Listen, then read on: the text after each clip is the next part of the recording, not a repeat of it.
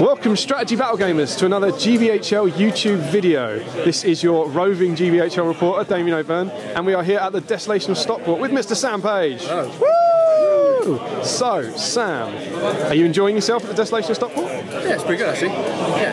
The scenery's nice, people are nice, food was very nice. What did you have? Burger and chips. Burger and chips. I went for the curry. No surprise yet. I know, right? Hopefully it will be another curry tonight as well. So, we are 3 games in. Yes. Having a good time?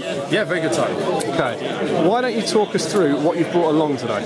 So, I decided to go with my trusty Hunter Orc list. You might recognise it from Mansfield. I've never seen it before. Yeah. I've got Fimble on Warg. Point lower. Yeah. Fimble on Warg with 2 massive Hunter Orcs and 10 Hunter Orcs. Is that your leader?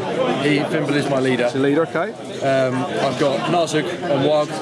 So that's conversion? Yep. Let's have a little look at that. Narzug on Warg conversion, very nice. And he's got exactly the same warband, and he should have 8 bows, but they've kind of migrated over here. Okay.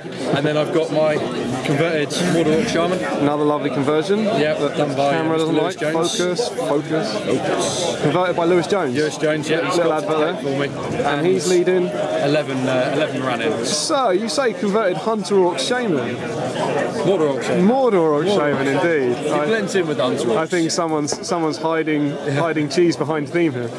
So you've got a Shaman from the Mordor list, yes, with some Moran and Orcs. With some Moranans. The Moran and Orcs clear there for the spears, I guess. Oh, well, and the high defence.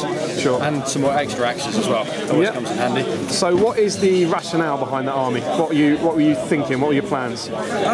It's more of an army I enjoy taking, and I've used it for quite a few tournaments, so I kind of know how it plays. Obviously, it's got very high damage output. Obviously, Narzug's quite good at taking out banners and wounding the low fate heroes. And the Shaman stops them all running. Yeah, Fury. Fury is invaluable. With the defence 4 army, I imagine you're rolling a lot of Fury tests. Yes. Yeah. And even Terry, Courage 2. Yep. If you come up against a Troll or an Asgore, having the Shaman there just makes it so easy. So you're finding the synergy between the Shaman list and the Hunter Orcs really good. So, with 3 games in, how have you got on? 1-2, lost 1. It's pretty good. It's not bad. I'd have liked to win the 3rd one, but I got schooled by Tom Harrison. So how have you? Oh, you played Tom Harrison. I played Tom Harrison. No one wants that. Yeah, no. It was the one army I kind of wanted to avoid. Yeah, and person, I imagine, as well. Well, actually, Tom Harrison's a really nice guy.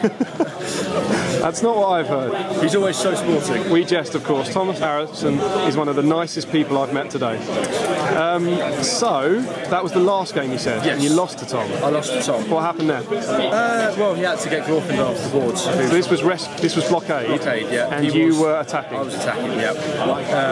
And I basically kind of saw a bit of a red mist and charged after him and left the gap. And Glorfindel saw it and made a break for freedom, and it was all over then. Oh, fair enough. Followed by 2 turns with a trot. Tom's he's a good player, isn't he? He doesn't let mistakes through. No. Classic. If he sees an opportunity, he'll take it. He don't become second in the 2013 league that easily. No. So that was your loss, which is a bit of a downer. But what about your 2 wins? Well, that was both at Rescue, yes. The first one I played Nils, who's come all the way from Sweden, I think. It's a dedication there. I told him he was dedicated, and he had an interesting Easterling Isengard list. I don't think I've seen that. No, he's got Amdur, Vrasku, and Isengard Troll. Cool. And Fimble just managed to kill Amdur.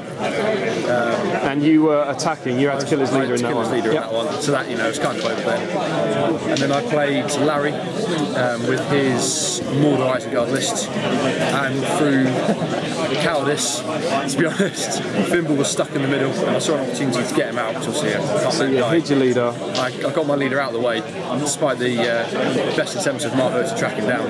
And then were you able to break him? Yeah, we managed to break him, and then he gave pretty much the same turn. So how are you finding? We're seeing the new Desolation Smaug scenarios really for the first time here. You had seized the prize at your event, but we're seeing 5 of them here. How are you finding them? Rescue, I think I played better. I played to the objectives, which when I've done in practice I never have. I've kind of played like the old scenarios, just go in and kill everything.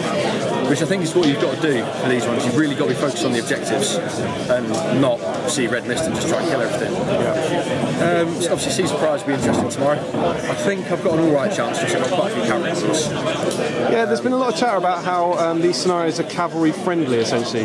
Do you agree with that? And did you build your list with that in mind? Yeah. All the lists I thought about taking all had 5 or 6 cavalry units in to deal with the scenarios. But you weren't tempted to go with an all cavalry force? No. Well, Hunt's Royal Cavalry wouldn't work. So, bit of a downer to have lost your last game, but 7 games in it, you can definitely recover from that. You'll be going down the tables now? Yes. How do you rate your chances? I quite like going down towards the end of the day. That's what she said. Yes. At the end of the day, I like sliding down the tables. Right. You know, sometimes you get easier opponents, and then you can play yourself back up for the... And you also, I think in the lower tables, you often get easier games. And I don't mean that in a win or lose sense, I mean in a sort of stress sense. Yes. You get more fun, relaxed games, would you agree with that? Yeah, I mean, none of the games have been particularly stressful. But yeah, I do agree with your point. You know, a lot of the players on the lower tables sometimes aren't as experienced. Cool. So you can kind of just focus on the objective, whereas they may see that red mist. And maybe it's a good time to... There's a lot of younger players here, so it's kind of good for some of the older players to be helping them out a bit, giving them tips, that sort of thing. Yeah, well, you know, I always help them. So we are next playing Blockade with you as the what? Defender. Defender. How do you rate your chances in that? I reckon I've got a good chance, as long as, it depends on the army. If I come against someone who's got a lot of bows, then it's going to be quite hard. You've got a long way to cover though. You'll have to cover 66 inches of ground to get your leader off. Yeah, he's on a wild. Yeah, happy with that? Yeah, well, it's better than being on foot. So, final questions. Prediction, where are you going to come? I'd like to come top 10. Top 10, and we have so far, I think we've had 5th taken and we've had 8th taken. Where are you going to place? I'm going to be ambitious to say 4th, because that'll be my best ever placing. That's very impressive, Sam. I'm going to say 4th. With you coming 4th, who's going to win? Jay.